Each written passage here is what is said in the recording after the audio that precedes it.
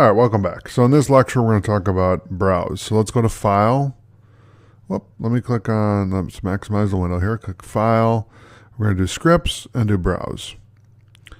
And so what that's going to do, I don't have any JavaScript files to run, but if we did, it would load here.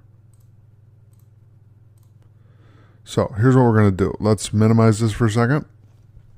I'm going to right click, click on New, and we'll do Text Document.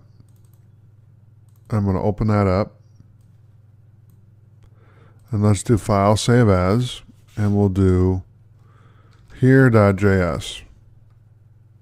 And we'll save it as all files. That way we can save it.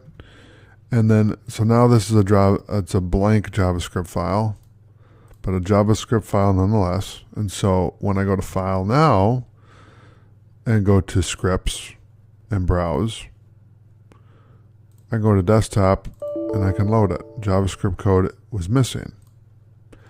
This is very true. It is missing. So I just want to show you how to load a document in there. All right. So thanks for watching. I'll see you in the next lecture.